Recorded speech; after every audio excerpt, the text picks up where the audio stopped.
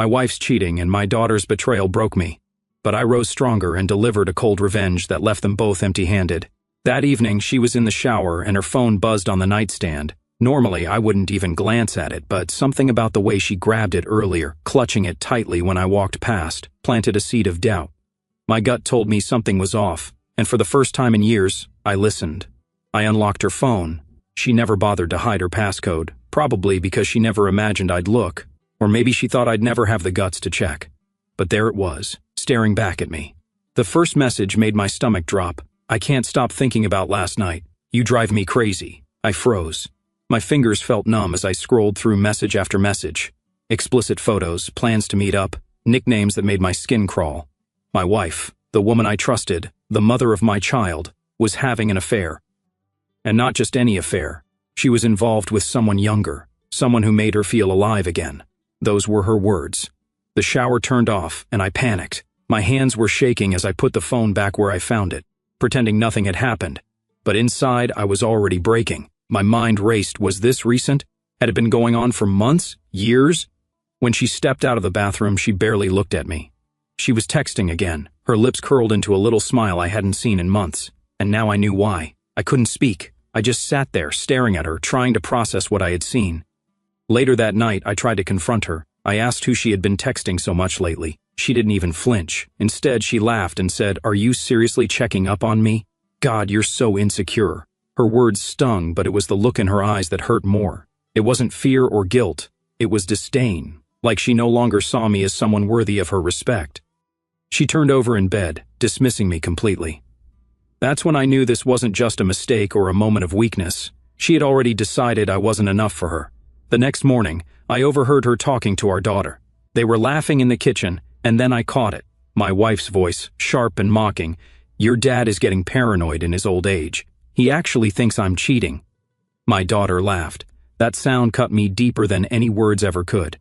My own daughter, my little girl, was turning against me. She was only repeating what she had heard from her mother, but it still felt like a betrayal. I stood there, hidden behind the wall, listening as they tore me down like I was nothing. I didn't say anything that day. I didn't yell or demand answers. Instead, I went to work and stared blankly at my desk, replaying the conversations over and over in my head. I thought about the years I had spent building this family, the sacrifices I made, the late nights and early mornings to make sure they never went without. And for what? To be mocked and discarded, like I was worthless? That's when the anger started to grow. It wasn't loud or explosive. It was cold and calculating. I knew then that I couldn't let this slide. I wouldn't let them take everything from me. Not my dignity, not my peace of mind.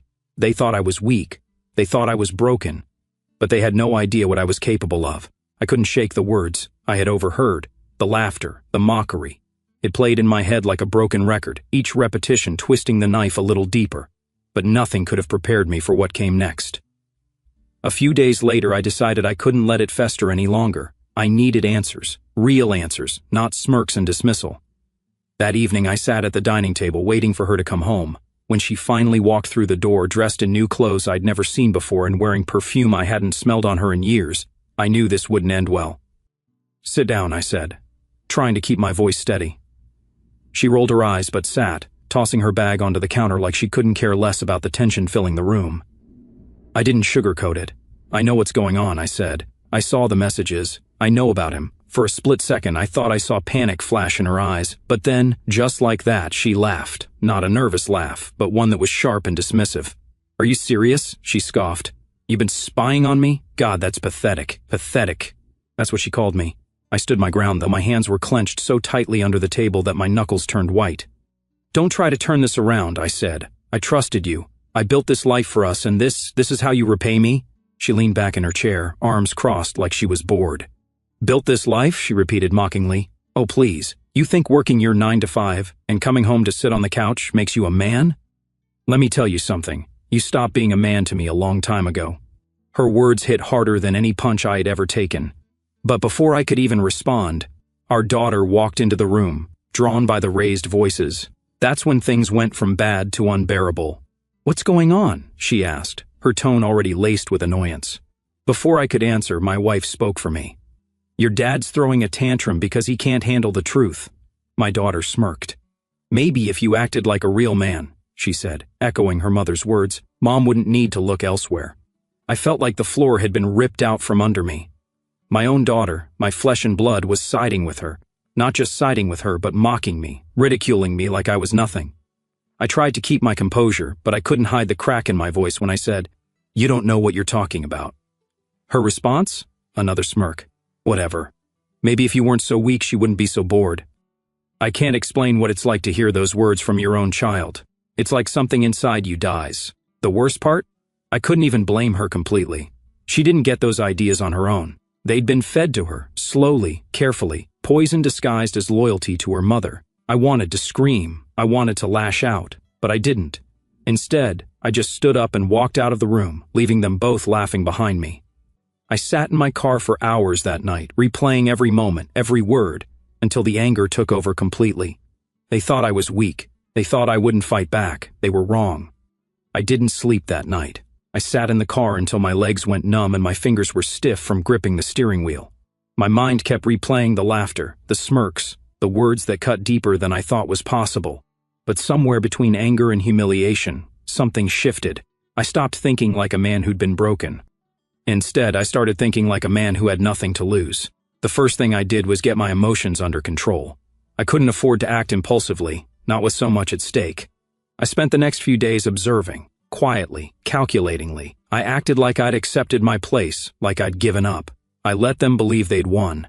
But behind that mask, I was working. I started with the finances. I went through every account, every investment, and every shared asset. My wife had no idea how much power she'd handed me over the years. She let me handle the bills, the savings, the mortgage, everything. She trusted me to keep things running while she played the part of the carefree wife. That was her first mistake. I met with a lawyer, someone discreet and ruthless. I laid out the situation without sugarcoating a single detail.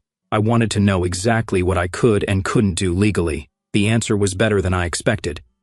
Since most of the assets were in my name, thanks to my wife's refusal to worry about paperwork, I had the upper hand. Over the next 2 weeks, I quietly moved pieces into place. I transferred funds into private accounts, froze joint credit cards under the guise of fraud protection, and adjusted ownership of key assets like the house and car, ensuring my name was the only one that mattered. All the while, I played the role of the defeated husband perfectly.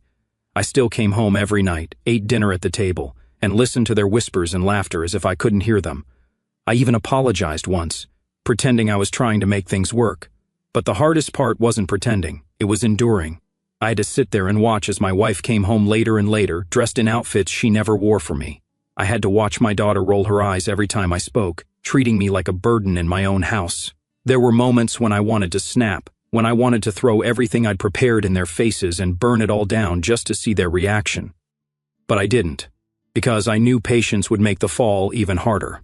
One night, while my wife was in the shower, I found her second phone, the one she thought I didn't know about. I took screenshots of everything, messages, photos, plans to move in together once the divorce was finalized. She even joked about how easy it would be to leave me with nothing because I was too stupid to see it coming. I saved it all, not because I needed proof, I already had that, but because I wanted to remember. I wanted to see her arrogance, her cruelty, and remind myself why I couldn't let this slide. By the end of that week, the trap was set. They had no idea that the foundation they were standing on was already crumbling, that every word, every laugh, every insult had only fueled the fire that was about to consume them. I wasn't broken, I was waiting, and they were running out of time. The night I found her second phone was the night everything changed. I wasn't just angry anymore, I was focused. Every move I made from that point on had a purpose, and there was no turning back. I knew the only way to truly take them down was to make sure they never saw it coming. The first step was making myself invisible. I kept playing the role of the broken husband, the man who was too weak to fight back. I let her think she'd beaten me, and let my daughter keep looking at me like I was worthless. Every eye roll, every snide remark, every insult only fueled the fire burning inside me. But on the surface, I looked like a man who'd given up. Meanwhile, I tightened the noose. I started selling off assets under the pretense of consolidating debt, something my wife didn't even question because in her mind she was already planning her exit. I liquidated investments, transferred stocks, and even sold a rental property we owned, depositing the money into a private account she didn't know existed. Then came the house. She didn't notice the legal changes I made to the deed. I removed her name entirely, leaving me as the sole owner. I kept the bills paid and the utilities running, so nothing seemed out of the ordinary. But on paper, she had no claim to it anymore. I also hired a forensic accountant to track down any debt she might have racked up without my knowledge. It turned out she had maxed out multiple credit cards, taking trips and buying gifts for the man she was cheating with. That information would prove useful later. And then there was my daughter. This part hurt the most. As much as I wanted to protect her, I couldn't ignore how far she'd turned against me. I dug through her social media, her texts, her photos. What I found made my blood boil. She had been helping her mother hide the affair, covering for her, lying to me, even encouraging the relationship. It was like I'd been raising a stranger under my own roof. I gathered every piece of evidence, messages, receipts, financial statements, and organized it into a timeline. I wanted the truth laid bare, with no room for excuses or manipulation. But the final piece of the puzzle was the timing. I knew they were planning something big. My wife had mentioned moving in with her new man once everything was settled. She didn't realize that by then everything would be mine. The night before everything fell apart, I made one last move. I confronted her again, but this time I let her think she'd won. I apologized, begged even, pretending to be desperate to make things right. She smirked, patted my hand like I was a child, and told me, it's too late for that. She had no idea how right she was. That night, I packed a bag and left quietly. Not because I was running away, but because I wanted them to feel the impact without warning. I went to a hotel and waited. By the next morning, the accounts were locked, the credit cards frozen, and the house legally mine. The car she drove, repossessed. The utilities, disconnected. I even called her boss and let him know she'd been using company time and resources for personal trips. She lost her job that same day. And my daughter? Her college fund, the one I'd worked so hard to build, was emptied and transferred into a trust she couldn't access without my permission. I watched from a distance as their world crumbled. My wife tried to call, but her number was blocked. My daughter sent angry texts, but I didn't respond. I let them panic. I let them feel the ground disappear beneath their feet. They thought they could humiliate me, betray me, and walk away unscathed. But now they were the ones left with nothing. And the best part? They never saw it coming. The morning after I set everything in motion, I sat in my hotel room staring at my phone. I didn't need to call or text anyone. I already knew the chaos had begun. My wife and daughter would be waking up to a completely different reality. I imagined the moment my wife reached for her debit card at the coffee shop, only for it to be declined. I pictured her calling the bank, hearing the automated message about suspicious activity and frozen accounts. She would panic, of course, first annoyed, then afraid. But the real blow would come when she arrived home. I waited a couple of hours before I drove by the house, parking a few blocks away. From my spot, I could see her pacing on the porch, phone pressed to her ear. Her face was red, her movements frantic. She had no idea that her name had already been stripped from the property title. She wasn't just locked out financially, she was locked out legally. Then my daughter came outside. She was yelling at her mother, waving her phone around like it was a weapon. I could only guess that she had just discovered her college fund was gone. All those years of me sacrificing and saving so she could have a better future, and now she was learning that her perfect mom had ruined it all. I felt no sympathy. I wanted to see their world burn, and that's exactly what was happening. I stayed long enough to see my wife get into her car, or rather what she thought was her car. Moments later, I saw her stomp back up the driveway and throw her purse on the ground. She must have figured out it was repossessed. The neighbors started to notice by then. People peeked through curtains and lingered on sidewalks whispering. My wife had always been obsessed with appearances, and now her downfall was playing out like a soap opera for everyone to see. I didn't leave right away.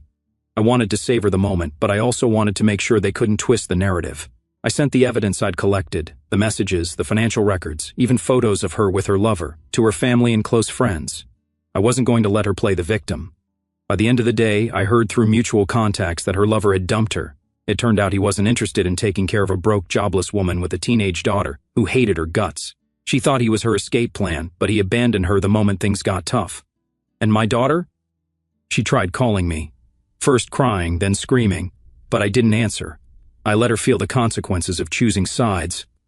She had laughed at me, humiliated me, and treated me like garbage. Now she knew what it felt like to be powerless. But it wasn't just about revenge anymore. It was about justice. They needed to understand what they had done, not just to me, but to themselves. They had destroyed everything we had, and now they were left with nothing but regret. By the time night fell, the house was dark and the porch light was off. I imagined them inside, sitting in the emptiness, trying to figure out how it all fell apart so quickly. But the truth was, it didn't fall apart. It was dismantled, piece by piece, just like they had dismantled my trust and my dignity. And as I drove away, I didn't feel guilt or sadness. I felt free from the lies, the betrayal, and the humiliation. But this wasn't the end. It was just the beginning of my new life. I spent the next few days tying up loose ends. I met with my lawyer to finalize the paperwork that ensured my wife couldn't touch a single dollar of what I had left. The divorce papers were filed immediately, and thanks to the evidence I'd collected, the process moved faster than I expected. Her infidelity wasn't just humiliating, it was expensive. She walked away with nothing, not even alimony. My daughter was another story. She called me dozens of times, each voicemail angrier than the last. At first it was just yelling, blaming me for ruining everything. But then the messages changed. The anger turned to desperation. She cried, begged me to talk to her, to fix what had happened. But I didn't respond, not because I didn't care, but because I needed her to learn. She had chosen her side, ridiculed me, and treated me like I didn't matter. I couldn't let her back in until she understood the weight of what she'd done. Meanwhile, my wife tried to fight back. She filed motions to contest the divorce terms, but with the evidence I had, every attempt fell flat. She even reached out to my family, trying to paint herself as the victim. But the truth had already spread. No one was buying her lies anymore. She had burned every bridge, and there was no one left to save her. As for her so-called lover, he disappeared completely. I heard through mutual acquaintances that he blocked her number and moved on. Within days, she had gambled everything for a man who wasn't willing to stand by her when things got hard. The satisfaction of knowing she had to face the consequences of her actions didn't fade quickly. It stayed with me, growing stronger every time I thought about the way they had laughed at me, mocked me, and treated me like I was disposable.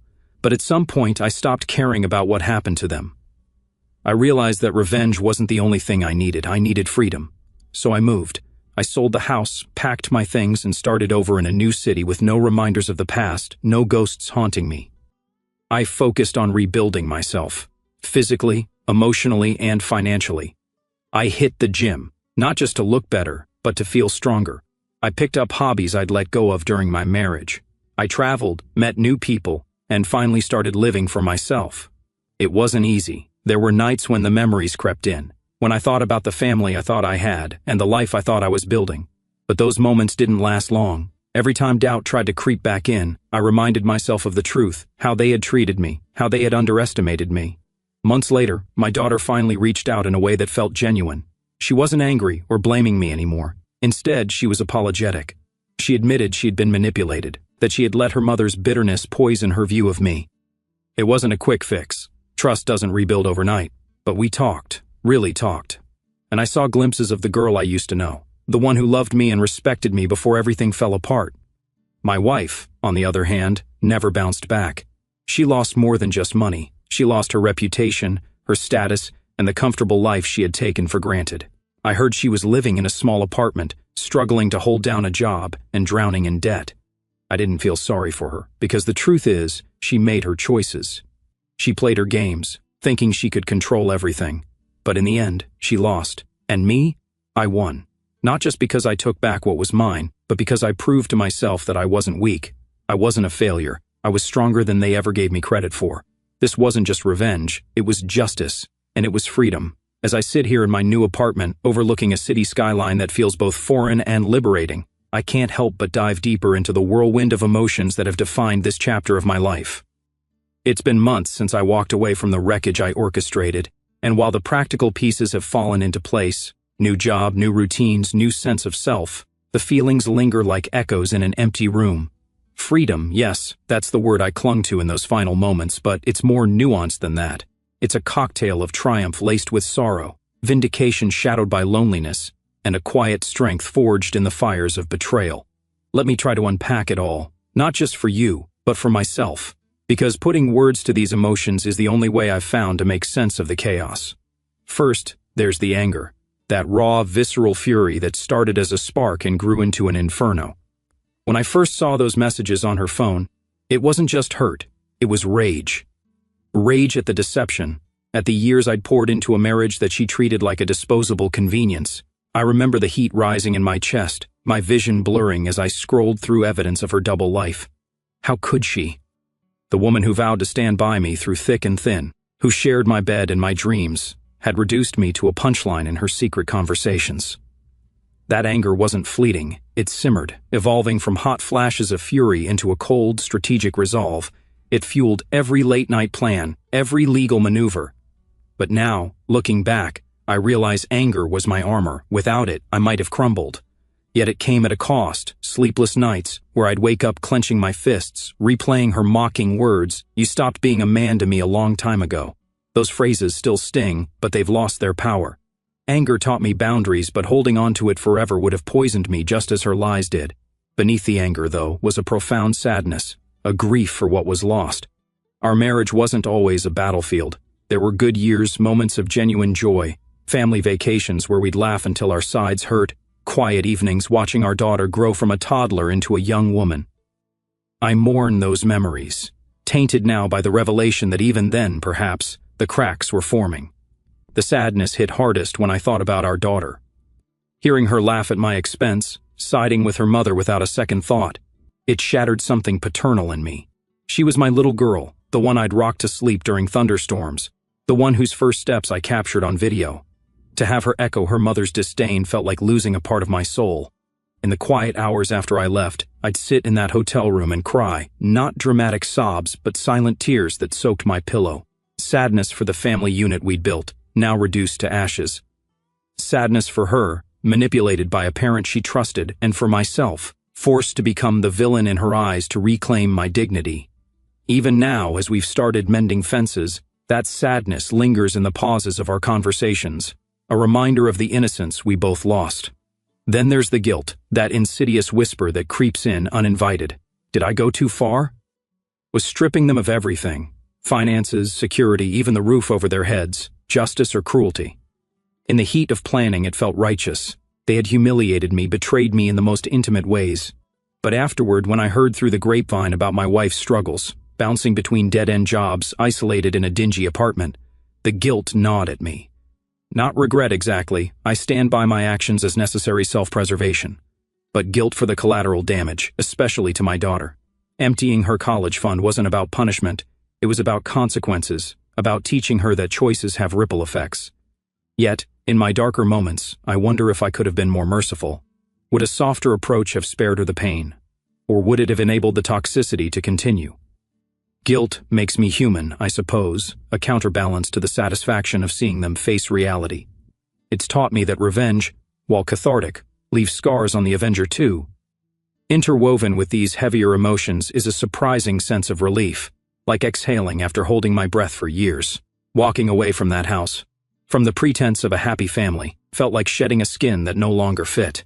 For so long I'd defined myself through them, husband, provider, father. But in their betrayal, they stripped me of those roles, forcing me to rediscover who I am alone. Relief came in waves. The first time I cooked a meal just for myself, savoring the silence. The gym sessions where sweat washed away the resentment. The solo travels to places I'd always dreamed of but never pursued. It's liberating to realize I don't need validation from anyone else.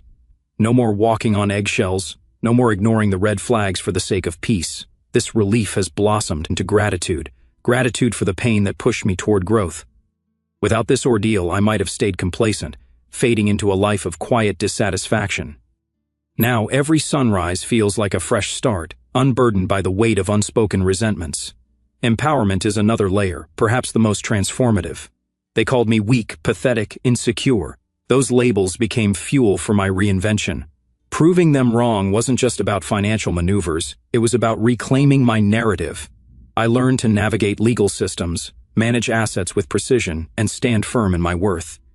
Empowerment showed in small victories, negotiating a raise at my new job, making friends who value my story without judgment, even dating again with a guarded but open heart.